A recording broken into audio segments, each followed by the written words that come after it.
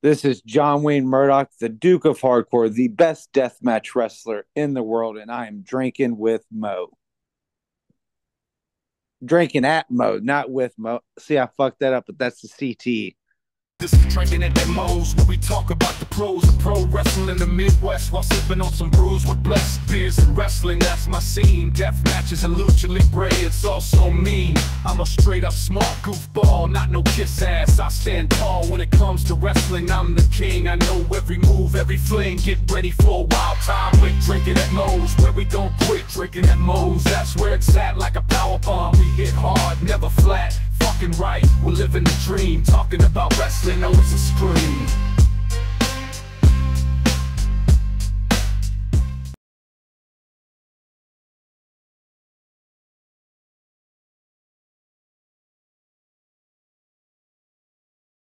All right, everybody, taking time out before we get this show started. I want to thank Reaper Apparel for having Drinkinatmos be a brand ambassador for their clothing line. They got good stuff. They got t-shirts, they got hoodies, they got beanies, they got lots of great stuff, encouraging everybody to break out of their comfort zone, live their best self, and hey, it's something I try to live every day. Now, be sure when you go and you're finishing filling out your order, use the code Drinkin at Mo's, get 10% off, and the link and the code will both be in the description. Let's fucking go. All right, everybody, welcome. Drinkin at Mo's. Big Mo here. Drill, YouTube, if you will, like, subscribe, comment, share, all that good stuff, because YouTube's algorithm is a pain in the butt. We hear most places and find audio podcasts too. I'm excited today. Not very often do you get to cross off an item on your bucket list. Not once, but twice. Today I'm getting to do that again. Welcome back, John Wayne Murdoch. How you doing? I'm good. I'm good. Sorry about the fucked up intro. You It should happens. just boot me off for that one. But no, I'm glad to be back. I don't really do a lot of podcasts now, but I'm glad to come back here and do this one again. Oh yeah, I'm excited to have you back. I was, thinking back to, I believe it was Nick Manoa made a post about something you and Reed Bentley were going to be a part of, and I'm like, oh, I've had one of them on. I'd like to get the other, and then it ended up being I having you on now and Reed, unless something happens, which I mean, cards subject to change and all that. I'm actually going to be recording with him on the 18th. Oh, nice. And like I try to keep it to like 2 a week when, getting them released. So I thought, when I'm having you both on, holy shit, I could possibly release them both the same week and make it a week of the rejects. Oh yeah, hell yeah. Yeah, So I'm hopefully like, he sticks. I'll stay on him. I'll make sure he does it. oh yeah, no, he told me much like, I did with you, the weekend before and then, the day of sort of thing. So I'm like, shit, that's easy enough. But one thing that I was thinking about with you is like you have not been slowing down at all. Like you're a machine with the schedule you keep. And, recently another deathmatch tournament win with the Tournament of Survival. And I was watching as that was going down because I'm like, okay, looking at who's all in it, I'm like, okay, I gotta watch this. And then, seeing it all go down, I'm like, loving it. What is like the deathmatch tournament mentality? Like, deathmatch wrestling in general is already like a whole different animal. You throw in, you're also doing a tournament of it, it just amps that up even more. Oh yeah. A lot of people would say like trying to pace yourself or something like that. But like, you can try to pace yourself, but you're not going to. Like, you've got the vibe of the crowd. You're amped up. It's the first round. The first round is the most important because that's the impression the crowd's going to have of you the rest of the show. So if you kill it, you can ride that wave to the second round, and then the third round if you make it that far. To me, I just try to go out and try to tell a story of the tournament. If something happens in Mm. the first round, then try to tell that in the second round, and then go to the finals and try to tell it and finish it through, and just try to kill it. Some rounds, it's a deathmatch tournament. You can't go balls to the wall. You can have a first round match, second round. Although in 2015, I wrestled Nick Gage in the second round. Actually, it was the third round. It was the semifinals, and we went almost an hour. So that's not always true. But sometimes you've got to just have that match to get through. I got to get to the finals. So sometimes your second round are the ones that sort of fall a little flat, or you're not really trying to go Mm. out there and get fucking hurt for no reason. To me, I just go out there and just put my head down and do the work. That's the way to do it. And you brought up all the rounds that go into them. What is like the recovery like in between the rounds? Because like you're gonna have to go out there again, but you're gonna want to recover somewhat from what happened. Because I mean, death matches, you're not gonna come out of there unscathed. Well, thank God that adrenaline's a hell of a thing, because like you're not really, like, at least to me, I've done it so long now, like it I'm not really feeling it until the finals is over, or fucking 2 hours later, once you've calmed down, you've taken that shower. I think that's honestly when it starts to hit me, is Mm. that first shower. You've calmed down, you've got dressed, you've sold your merch, you've packed everything up, you've grabbed some food, now you're finally back to the hotel. Maybe 3 or 4 hours later, then you take that shower. Then Mm. it's like, okay, fucking, I feel it. You feel all these cuts on top of cuts, and Oh that's, yeah. I think, to me, you know 3 or 4 hours later, and then the next day and stuff like that. But Oh. after the first round, you're waiting for your second round. You're jazzed. You're fucking. If you really killed it, you're riding that high. So yeah, you're not really feeling it. So there's not really much recovery Mm. time unless you've got a bad cut and you got to go back there and get that taped up or see Mm. what you're going to do. But for me, recovery time is more felt after the tournament's done.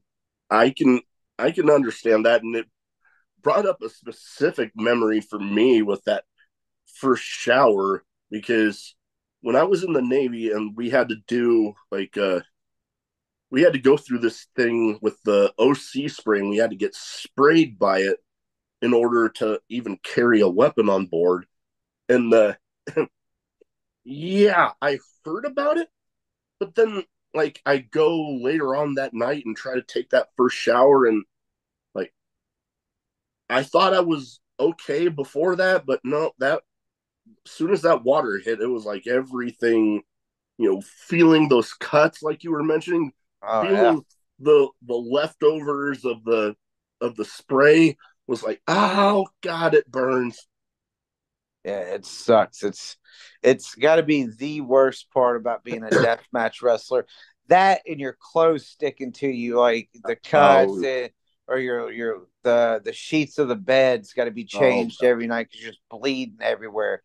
But oh yeah, yeah. showers got to be number one worst thing. Oh god, I've always been curious because with the show I've been lucky enough to have a good deal of deathmatch people on. I actually had somebody call me the independent deathmatch podfather, and I'm like, Nice. okay, I can dig that. Me being my own worst critic, I'm like, oh come on. But thinking about it, I'm like, okay, it has a nice ring to it. Oh yeah, for sure. But another tournament. I mean, you weren't in this one, but I saw it recently because there were some other guests that I've had on that were in this one. But Matt Tremont's Tournament of Death, and I was like getting to see some of the people in there that, when I first had them on, I didn't really peg them as somebody that would want to participate in death matches, and then they end up going through the whole tournament and making it to the finals. I'm like, yeah, okay. As you turn, so you said you had a couple people on from this year's Tournament of Death. The Matt Tremont's one, yeah, Oh no, you mean Matt's show? I yeah. thought you meant CZW Tournament of Death. I got you. I Okay. mean, I have had people that, like, oh god, it wasn't this year, but a previous year's winner, Bobby Beverly. I've had him Oh on. yeah, I love Bobby. Bobby's Oh, great. oh yeah, good dude. Pleasure to have on. But yeah, Matt Tremont's one. I'm like, there was one of the rounds where multi person rounds, and it was like I had just about everybody in that particular match on, and I'm like, it just got me thinking, wow, that getting to when this episode airs, I will be passing 300 episodes, and it's just like thinking back, and I'm like, holy shit. Yeah, it flies by.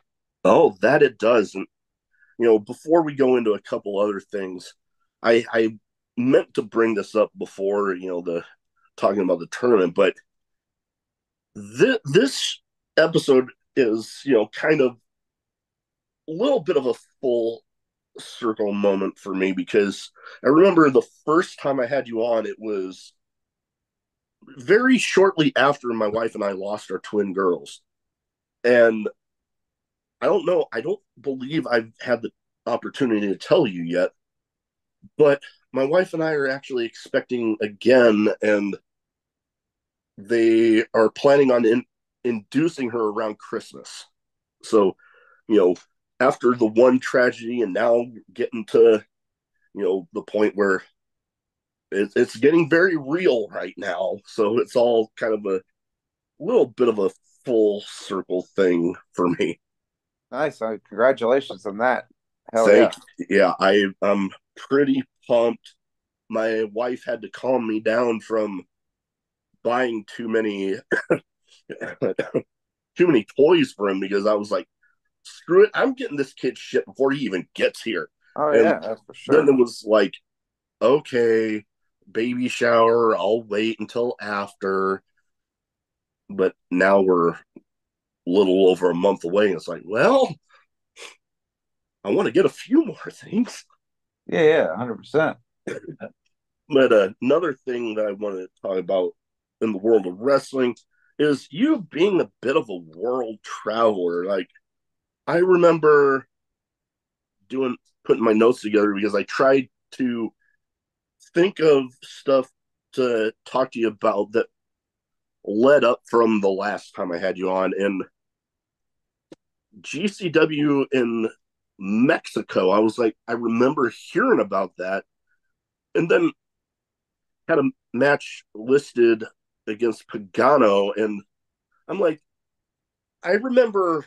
I'm trying to think. It was a Vice documentary on deathmatch wrestling, and they went into Mexico, and I don't know why, but it kind of surprised me about the scene that they really have down there for it. Oh yeah, it's in Zona 23 and NGX and stuff. Yeah, man. They're crazy fans. Going into the junkyard is quite an experience. Me and Reed were the first Americans originally to step into the junkyard. Nobody wanted to fuck with it. And like me and Reed went there and it was just insane. And then GCW went, I got to go back, and that's where I worked with Pagano, and he's God there. Yeah, Like he is fucking everything. So yeah, it was insane. I love the fans. The food's great. Like, yeah, I enjoy Mexico a lot. Oh yeah, I've had very limited exposure to being in Mexico, and I don't know if this is just me, but I remember, speaking of the food, it was great, but I remember most of the places I went to, the menus were, I mean, obviously Mexico, they were all in Spanish, but like the only thing that I knew what it was tacos. And I'm like, that's pretty much all I had the entire time I was down there. Oh, yeah, same. I tried every taco I could. Oh, yeah. And on the bacon wrapped hot dogs, like walking down the street or Ooh, getting a little, yeah, they're like, yeah, it's great. Tijuana's fun too. GCW went back and we did Tijuana ooh. and we did an exploding death match, which was fun. But yeah, all the way around, I enjoy Mexico. Oh, yeah. And then Freedoms, it looked like there was a couple times doing stuff with them. What was your experience like there? Japan is great. It's if you're a deathmatch wrestler and your goal isn't Japan, then what are you like? What are you doing? Yeah. Like you're spinning wheels. It's got to be a top priority. Oh, And yeah. yeah, it took me a long time, and I'm glad it did. Like, yeah, we can all say, yeah, I wish it happened sooner, blah blah blah, but I wouldn't have been ready for it. And I'm glad it happened when it did. I'm glad it happened with GCW. I've been three times now, and yeah, it's great. The food, the steak, just Oh, yeah. everything. Everybody's so respectful. You leave your bag in the middle of the road, and ain't nobody gonna touch it. They're not gonna steal it. They're gonna go through it. Like everybody just fucking does their own thing. That's awesome. I unfortunately that's one of the countries on my deployment that I didn't get to go set foot in the country because we only anchored off of there. But man, it's like even as a fan, it's like a bucket list for me to, go experience the culture and witness a show there. But yeah, no, when it comes to like especially the deathmatch scene or just wrestling in general, really, when you're, you know, independence and you get a shot to go, why the hell would you pass that up? Because it's like you said, it's a whole nother experience over there that, I've heard nothing but great things. You see all the stuff from, I think it's Ribera's Steakhouse. And Yeah, Rivera, yeah. I'm like, holy Extra crap. Dangerous Steakhouse. Another one that doesn't get talked about a lot, but like Billy the Kid Steakhouse is great, especially they're open late. You can get done with the show. You can catch a Billy the Kids. It's open. But yeah, Mr. Danger's is great. Fucking the spicy soup is. I wish I could have brought like just cans of the Yeah. soup home with me. But no, I enjoyed it. I got to not only go to Japan, but wrestle Jun Kasai, which should be on Uh-huh. everybody's bucket list. I got to wrestle Takeda like multiple times. I was gonna Yeah, say you've been up against them a handful of times. yeah. So I've literally gotten to do everything I've ever wanted to do. So Oh yeah, that is awesome. I love hearing about those experiences, and you know, a lot of those being in conjunction with GCW. Man, they one, you're kicking ass there, and two, they're kicking ass because I mean, wasn't it just recently? And I mean, correct me if I'm wrong. They just did another show at a Hammerstein. it's coming up. We Oh, it's coming up. I yeah, knew I've January seen the 19th. promos for it. Oh, it's a crazy experience. It's going to be crazy. The first Hammerstein show, I did a run in, and this year I was actually part of the promo, and we'll actually hopefully have a featured match on the show. So like just the progression and working hard, and I've worked myself into a really good spot at GCW. as far as they can put me with anybody and it's going to be entertaining. Oh yeah. And you can give me 8 because a lot of these cards, there's 11 matches, there's segments, there's video packages, there's a lot of things that go into it. So not all these matches can go 20 minutes. Yeah. You can give me 8 to 10 minutes. I'm going to give you 8 to 10, and it's going to be an entertaining 8 to 10. Oh yeah. So like I've worked myself into a pretty good spot with GCW, and it took a while, and I worked hard at it. But whether it becomes comedy, death matches, I can wrestle. Like me and Alec Price, even though it got a little death match at the end with the pane of glass, I still wrestled. Yeah. So like, yeah, I'm sitting at a good spot right now. Oh, that you are, and it's a perfect example of stuff that I've talked with other death match wrestlers. Is when it's done right, it's just like any other form of wrestling. You have those people in there that can tell those stories, that can have great, just regular wrestling matches. You just have, when it gets to the death match style, you just have the death match elements surrounding it. And, you know, GCW is one of those companies where, yeah, it has the reputation of a lot of, they do have the hardcore style, the deathmatch style, but they are a perfect example also of, wrestling having that buffet style sort of thing, like a little bit of something for everybody, because they don't just have those deathmatch matches. They have great stuff. They bringing in lots of great people. I know Matt Cardona's been doing a lot there. Yeah, he known as he calls himself the Deathmatch King, but he's also proving when it's done right, you have everybody in there that can go, whether it's deathmatch or regardless.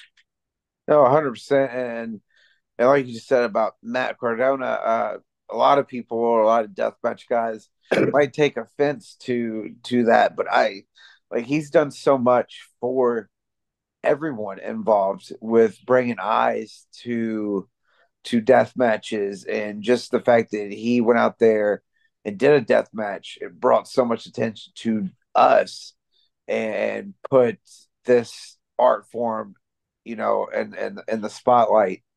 And Matt really does respect deathmatch wrestling and stuff like that. So, if he wants to call himself the deathmatch king, he's earned it. He brought the eyes.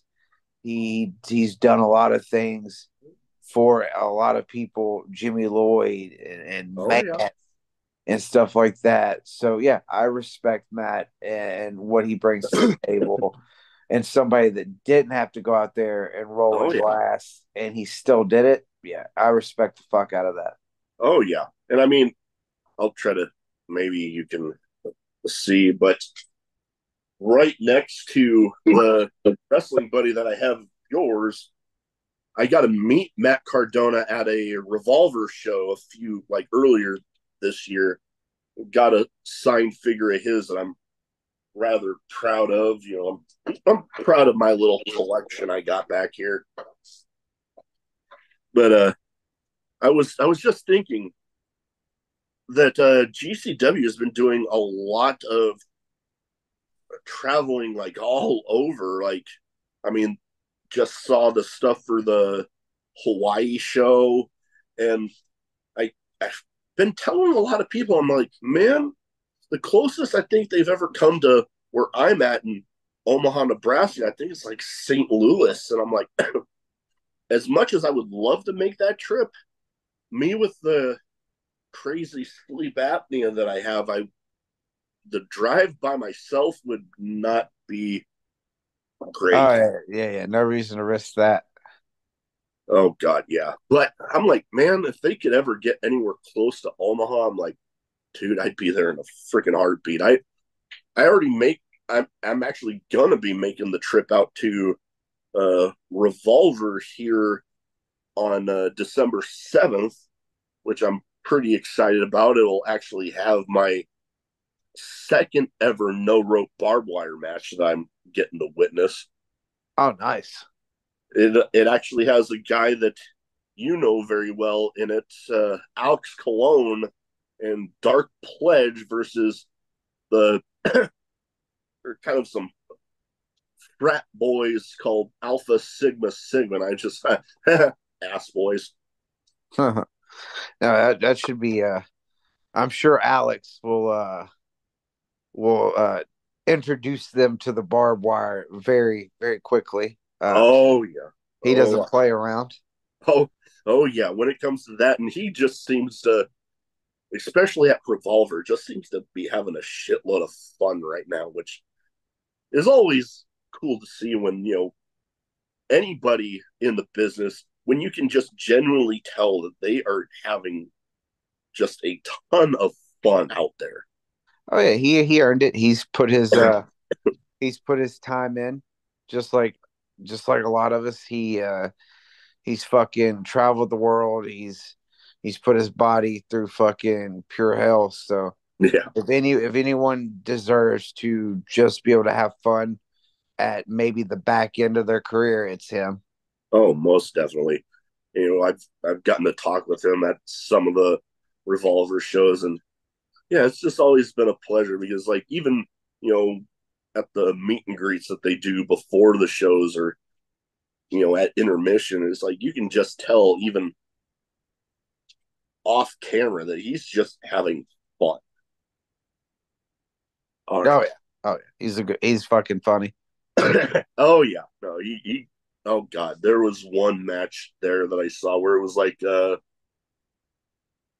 basically it was like a wrestling match slash drinking contest where, like, every time something happened, somebody had to take like a shot or something, and it made for one hell of an entertaining match. Nice.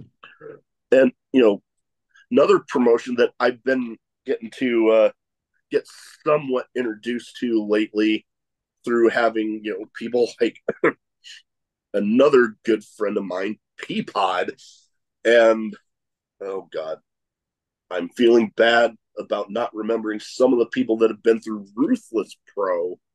What has it been like for you there? Because, like, you popped up there a little bit. Yeah, RPW. Yeah, I've done the early shows and popped in and out and stuff like that. But the thing about Chris is he really wants to give spotlights to some deathmatch wrestlers that might not get the recognition or might not get to a GCW or right as of right now. Yeah. He's really pushing the young deathmatch guys, and I respect the fuck out of that. Oh yeah. So instead of going and taking a spot that could go to somebody young, like I'll come in and out, and Chris is a great guy. There's no heat there, so it's Oh just yeah. not something I want to do regularly because I feel like his brand is pushing the young deathmatch guys Oh yeah. and stuff like that. Oh, no, yeah, and there's nothing wrong with that. It's always nice, when you know, like relatively young in the business and you're doing the, deathmatch style. When you can have a place that you can go to consistently, it's always a great thing. And when, like, RPW, when they're highlighting those talents, it's always great because maybe eyes that get on them from that will get them elsewhere. Yep, 100%. All right, now I got my two categories here. First one's the name game, where I name off some people. You give me some quick thoughts on them. And each of these people, again, I've been trying to put people in that it's happened since the last time that we talked. I might have, you might have faced off with them before that, but there has been matches with each of these people after the last time that we talked. Nice. Okay. First one, this guy, I swear, if I ever was standing across the ring from this guy, I might need a change of pants. Schlack. Oh man, I've had some of my wildest death matches with Schlack. So easy. Uh, but you said one word. Shit, I'm going off. Crazy, fucking lunatic. Lunatic's probably the best word.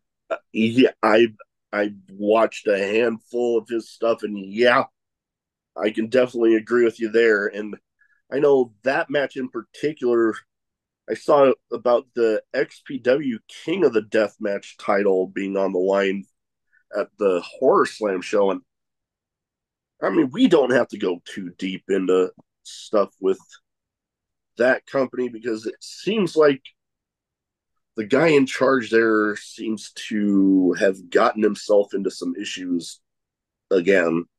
Yeah, he's an idiot. Yeah, I when I first saw about that, I'm like, you got to be kidding me. But that's enough about that guy. All Yeah. right. Next up, a guy I'm still on a mission to get this guy on the podcast. He was a part of probably one of the craziest injuries I've ever got to witness, like as live as it was happening, on my TV. But Hoodfoot. Oh man. You said I only have to give. I got to give It one can be word. like a short thing. It Okay, doesn't have to cool. be just one word. Fucking humble, down to earth, uh, willing to kill himself for the fans. Oh, that I can totally agree with you there because that crazy injury that happened with him, I'm forgetting if it was Tournament Survival or one of the GCW tournaments. Yeah, it was just a regular GCW show. It was I just was him one, and Slade. Yeah, it was just a yeah, regular show. yeah, I was one to say. I was pretty sure it was at least on GCW, but I remember watching it, and all of a sudden it was just like abruptly over, and I'm like, what the hell happened? And then I saw pictures, and I'm like, God damn. Yeah, it was insane, insane. Oh, thankfully was able to, make a good recovery and, come back to do what he loves. But man, that guy's a beast. All right, next up here, a guy, one of the few from H2O that I haven't had on yet, Declan Grant. I've been like, I think he's got a bright future. I've had, I believe I've had, I know I've had one match.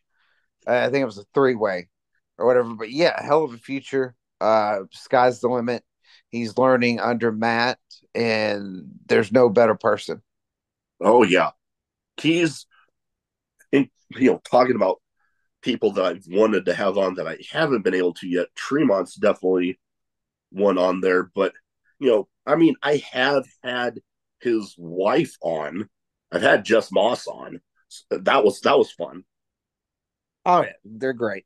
Oh yeah, nothing but respect for them. Now the next one, last but not least here, Maki Ito. Insane as well. I think uh, low key, she's probably the most insane person I've ever been in the ring with. You know what? Just and I would kind of like to say with her kind of deceptively so because like let's say before the match you see her and you might not expect that, but once the bell rings and the match gets going, she can pull off some pretty intense stuff.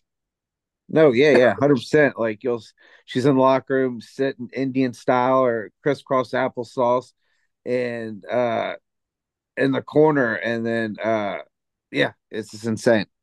Oh yeah.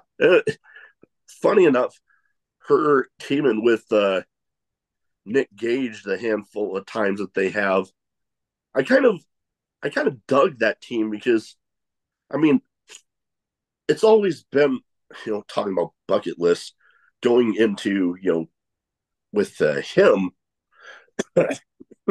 Excuse me. Wow. But it's been a bucket list item of mine to go to a show, hopefully GCW, that guy is on because like watching the matches and even if he's just coming out there to talk on the mic, it's like you don't see a whole lot of people that once that first note of their music hits, that sort of a reaction, like the whole venue turns into a giant fucking mosh pit. Oh yeah, it's insane. Oh yeah, it's just like every time I watch it, I'm like, I want to be there. I don't care if I'm standing against the damn wall or if I'm front row. I just want to be there for that. Yeah, it's yeah. A Gage entrance is insane. Oh yeah. All right. Now I got some random questions. Some wrestling related. Some might not be. Yep. Just completely random. First one, in it's been what roughly a year since we last talked. What's been the craziest in-ring moment for you during that time frame? It's got to be honestly probably the Art of War Games War Games match that I had for GCW when it was us against Freedoms. Oh yeah, that was and, nuts. and just the thought of you're never going to get those 10 deathmatch guys in the same ring again ever. Like it's insane the amount of deathmatch talent that was in there. And just from that standpoint of something you no promoter, nobody will ever be able to replicate it or anything. Like that match will never happen again with the 10 guys all together.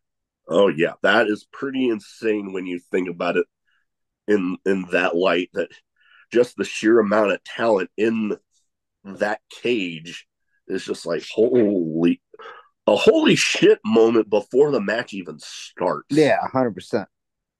All right, as of this recording, we are on the road to the one of the biggest eating days of the year, Thanksgiving. What is a favorite Thanksgiving food of yours?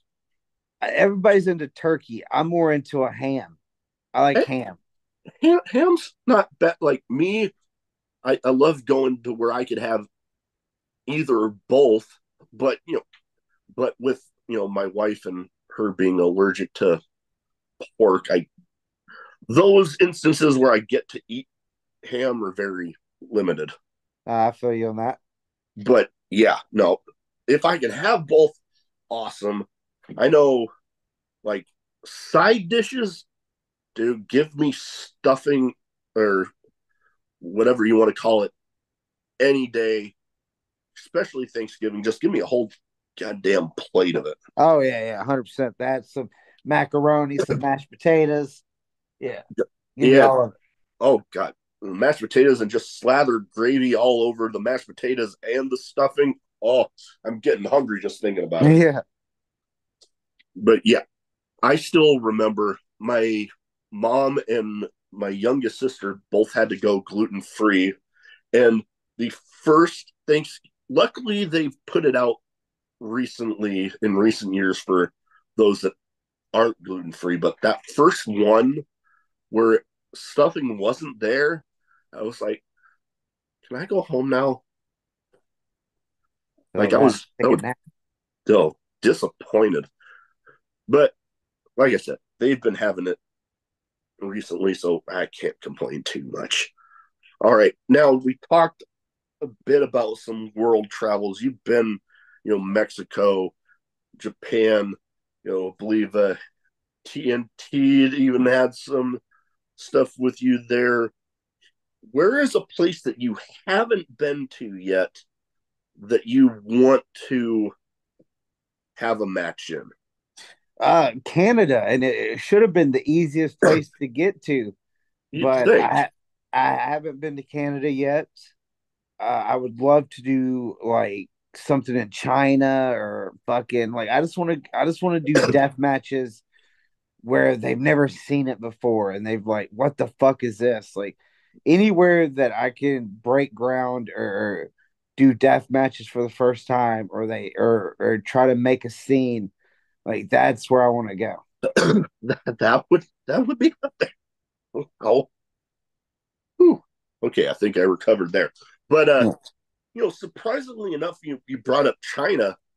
I was looking up the like the demographics, whatever, for the places that the podcast seems to be reaching, and I'm like, kind of surprised me a little bit that China was in the top 3.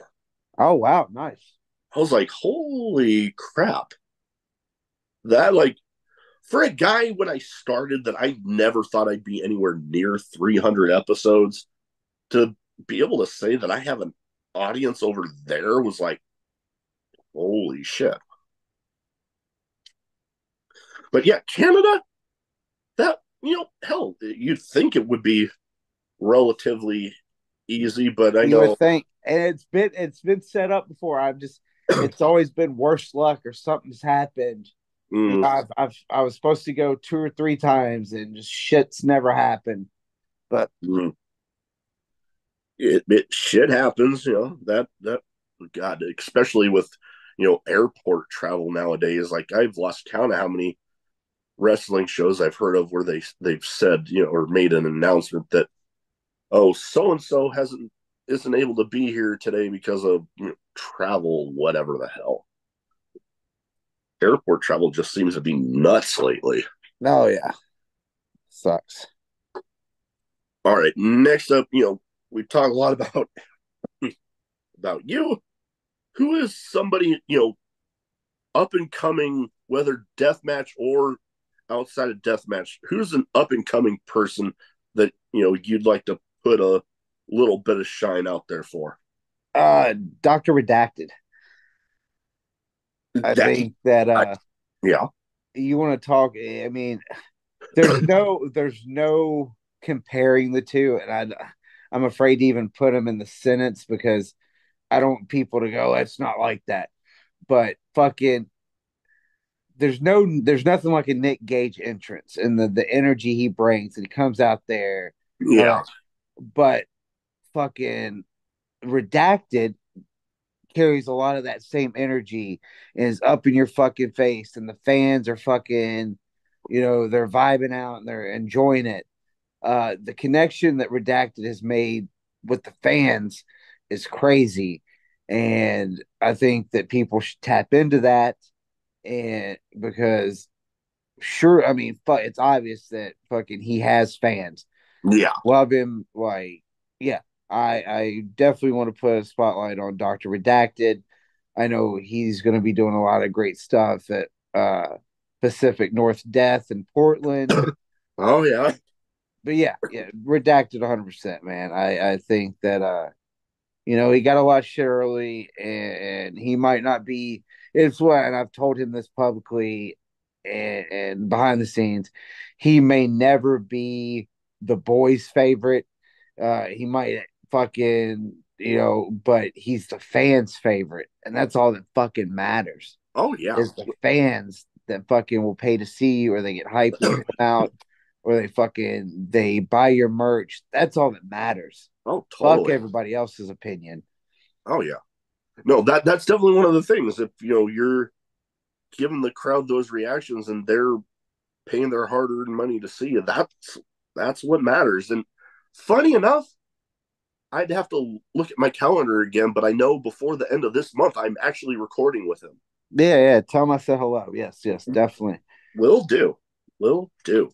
All right. Last but not least here, we've also just passed another holiday, Halloween.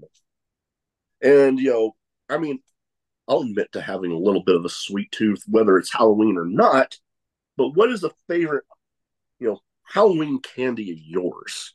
Reese cups. I love Oh, Reese God, cups. yes. I can eat a fucking bag full.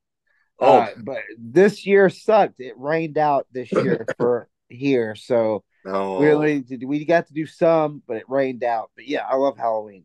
I love the oh, yeah. candy. I love fucking watching Michael Myers movies. Like, Oh, yeah. I enjoy it. You know, up until the past few years, the Michael Myers movies and, the slasher genre of horror wasn't necessarily my thing. But after meeting my wife and, helping out at, it doesn't run anymore, but the haunted house that she worked at during the Halloween season, I kind of it kind of grew on me, and Michael Myers and the Halloween movies definitely became movies that I could definitely watch a little more frequently. Oh yeah, Halloween 2, like the older one, like I can watch almost every day. Halloween 4, one of my favorites. Can watch that almost every day. Halloween 5, I could fucking go the rest of my life without ever seeing it. Think it's dog shit. But yeah, man, yeah. Oh yeah, and then going into the candy Reese's peanut butter cups. Oh my god, one of my favorite candies in general. And luckily this year here, Halloween had relatively good weather, and I got to go around with my two nephews and my niece from out of town. And I mentioned about my wife and I expecting here a little over a month away, and being out there and seeing all the dads walking around with their kids, I don't know. It kind of just got me smiling a little bit, thinking, Oh man, yeah. I can't Oh wait to do that. no, yeah, 100%. It's my favorite. It's one of my favorite things. I was bummed when it rained. There's always next year. So yeah, that's one of True. my favorite things. Oh, yeah. All right.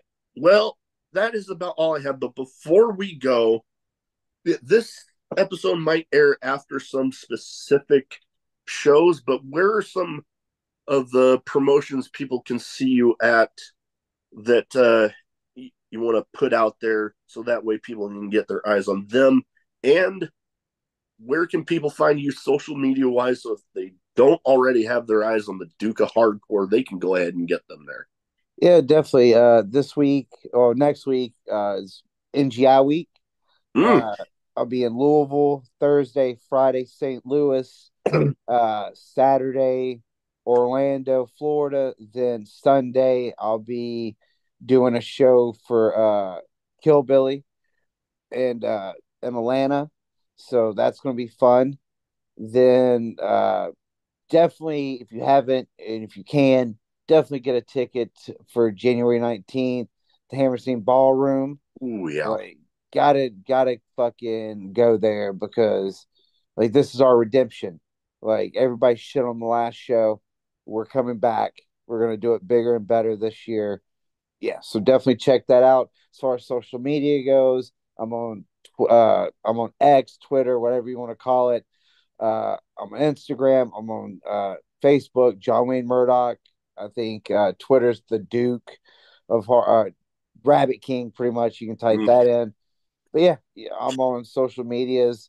I don't have an OnlyFans yet. Sorry to disappoint some. That's coming. No, that's never coming. But yeah, man, I'm everywhere. Hit me up. I'm willing to talk. I'm approachable. I'm not an asshole. So, Yeah, I've ran into my fair share of those, but hey, not going to put any shine on that. all right. But yes, I will get all of that in the description. Thank you again for taking the time to talk to me tonight. It was a pleasure having you back.